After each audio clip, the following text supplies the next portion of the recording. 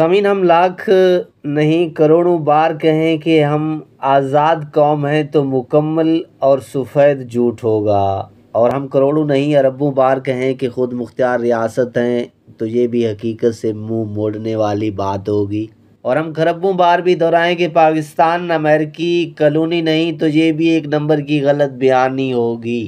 سامعین، ویسے تو عافیہ صدیقی کا کراچی سے غزنی تک کا سفر اب بھی پراسرار اور پوشیدہ ہے، لیکن اتنی بات واضح ہوتی دکھائی دیتی ہے کہ وہ ایک غلط پتے پر پاکستانی شدت پسند رہنما کی تلاش میں تھیں۔ امریکہ میں قید پاکستانی ڈاکٹر عافیہ صدیقی نے گرفتاری سے قبل افغانستان کے صوبے وردک کے ضلع نرخ میں ایک امام مسجد کے مکان میں اپنے بیٹے کے ہمراہ 3 راتیں بسر کی تھیں۔ مذکورہ افغان امام مسجد کے بیٹے نے نام ظاہر نہ کرتے ہوئے اس بات کی تصدیق کی کہ ڈاکٹر عافیہ ان کے ہاں 3 دن تک رہی تھی۔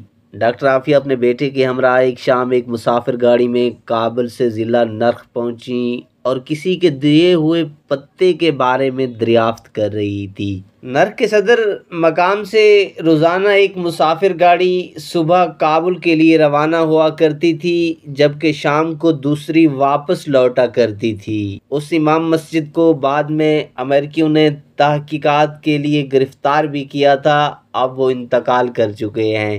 امام مسجد کے بیٹے نے بتایا کہ کاغذ پر ہاتھ سے لکھا ہوا وہ پتہ غلط تھا۔ بازار میں موجود لوگوں کو تشویش ہوئی کہ اب اس عورت کو بچے کے ساتھ کہاں رکھا جائے۔ فیصلہ ہوا کہ جب تک ان کی واپسی کا کوئی بندوبست نہیں ہوتا اس وقت تک مقامی امام مسجد کا گھر اس خاتون کا عارضی مسکن ہو سکتا ہے۔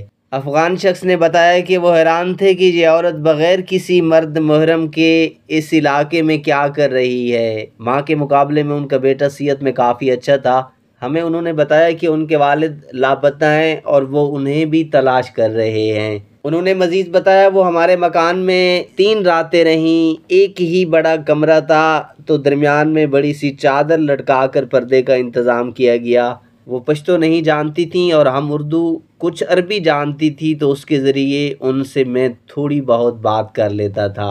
اکثر رات کو وہ تلاوت کیا کرتی اور رویا بہت کرتی تھیں۔ وہ بظاہر شدید ذہنی دباؤ میں دکھائی دے رہی تھیں۔ اس افغان کے بقول ڈاکٹر عافیہ کوٹہ سے چند روز قبل قندھار اور پھر کابل پہنچی تھیں۔ ان کا مزید کہنا تھا کہ ڈاکٹر عافیہ کو دراصل پاکستانی طالبان کی کالعدم تحریک کے اس وقت کے سربراہ بیت اللہ محسود کی تلاش تھی اور وہ ان سے ملنا چاہتی تھیں۔ ان کے پاس چند بیگ تھے اور جاتے ہوئے چند دستاویزات بھی پیچھے چھوڑ گئی تھیں۔ ان کے پاس ہم نے قندھار سے کابل کا بس ٹکٹ بھی دیکھا تھا۔